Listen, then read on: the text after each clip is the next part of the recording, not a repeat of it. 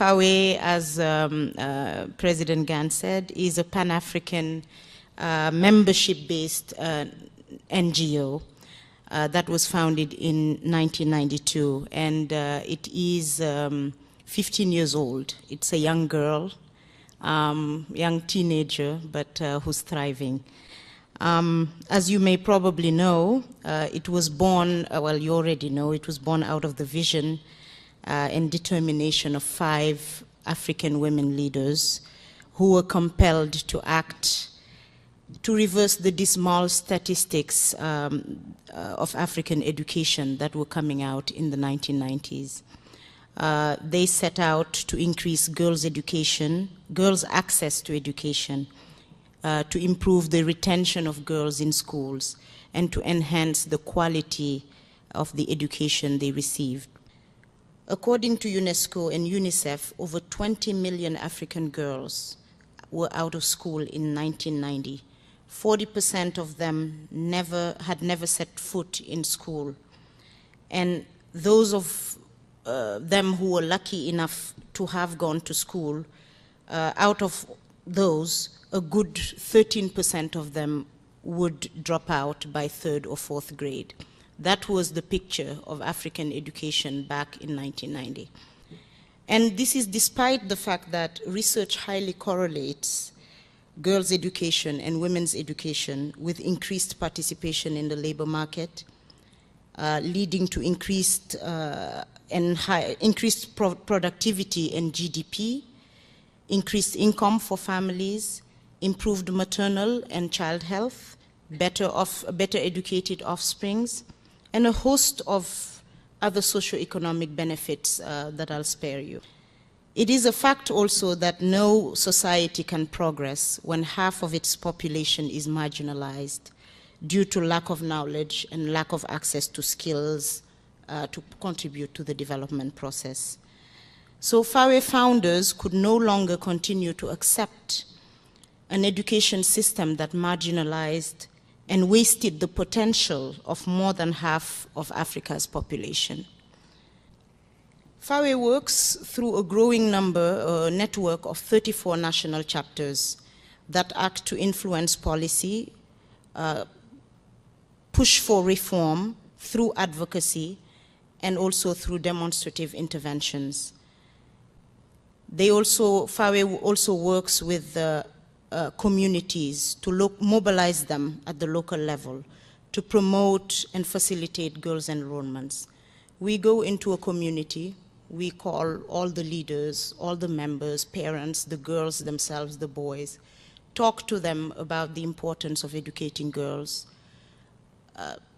share with them strategies that can help alleviate, for example, for a mother, the burden of house chores, not to fall on the child. Sensitize religious leaders and parents so that they can push for the issue so that girls don't remain in the home during school hours, and really get the community to band together and invest time and money and resources into the schools. Our work is complex and it's iterative. We do what we do, and it takes a very long time. It takes a lot of going back and forth. But in the end, we have seen the results that millions of African girls have gone to school thanks to FAWE's contributions, and that the work that we do makes a lasting difference. Another way we go about it is to lobby governments to include gender provisions in the national education policies and plans. We provide technical assistance to them once they have the plans, and we ensure that these plans are turned into reality on the ground in the schools. Basically what we do, we go to a country, we ask the ministry officials to provide us with a school.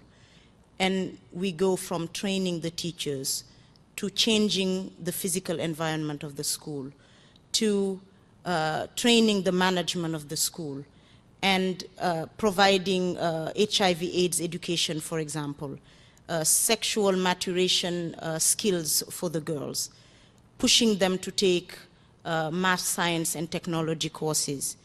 So this whole package ends up really showing having a lot of impact. We see girls thriving, communities wanting to take their children to those schools, and we go from a school that started with 18 students in Kenya to now 300 or 400 students, because suddenly education became very attractive. So these programs, again, are implemented with a host of partners. We don't work alone. And our goal is not to supplant the ministries of education. We believe firmly that it is the duty of any government to provide free and quality education to their population. What we do is accompany them, show them how to do it better, and continue pushing for more access, more quality, more efficiency in the education system. What is the way forward for us? We use a multi-pronged approach, as I said, and it has undeniably transformed how Africans view education, especially the education of girls. And an increasing number of countries are taking up our models and replicating them.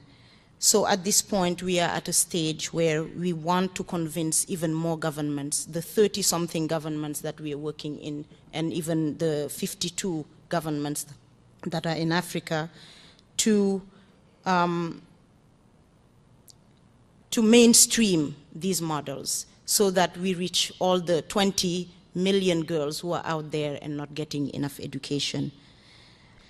So as we move forward, FAWE is more than ever determined and committed to bringing lasting and adapted responses to the challenges of girls' education in Africa.